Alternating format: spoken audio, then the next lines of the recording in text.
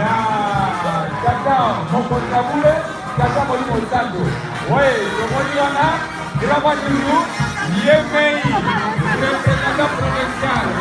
ilomona national abwana katikobima Mokuma président provincial Mokuma Kabakuta Yabatundu oye voilà amona kake mona bamonde bazali kolesa oyo famili milona ndenge elobami na kati ya sina na bango bango wana tokoni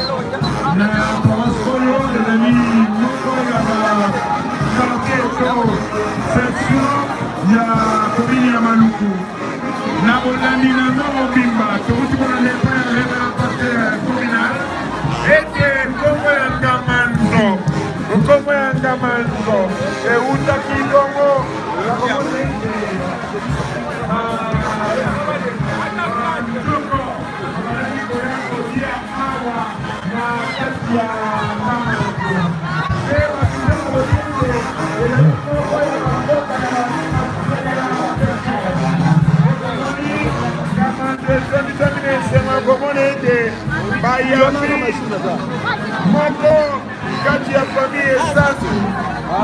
mwana ya batata na biso ya zali na biso etongo lokola azali musicien alela kobeta miziki apusani toyoni ya bamusicien po ete azo instrument na ye akwa kobeta yango wana tolobi ete batata na bamama lelo kamande tobisani na esengo moko ya famille Esansu azali na biso etongo abana kane na mpoto ntango mosusu bala liboso akoma na paroisse ya Kamani amoni ke bandimiki mbangi mpe na ngamaso bazali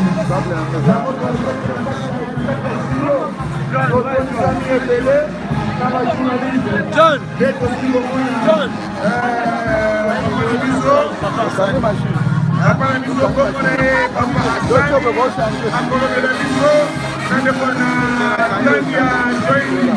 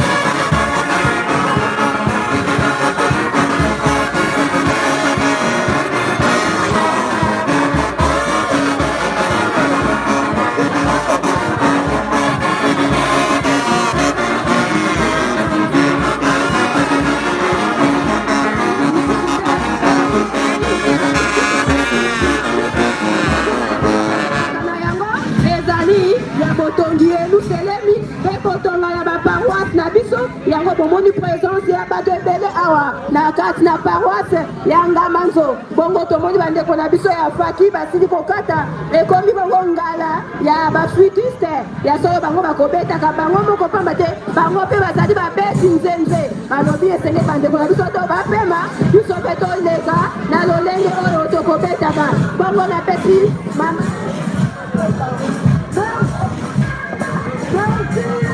kukutulia muluja katika ya tele kata katika mama ya kusema kumona sisi maluku yeye anataka kuingia maisha tata elimu zangu anataka kumona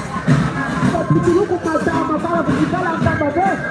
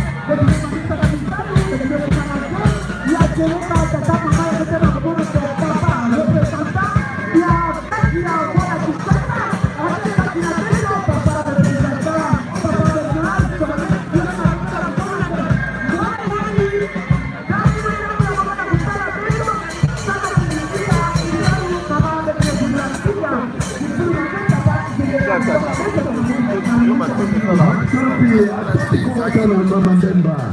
kwa kweli tunapatikana katika mji wa Ngamanzo. Tunaona tuko katika mtaa wa Maluku, watu wa Fliki wamekwisha kupita.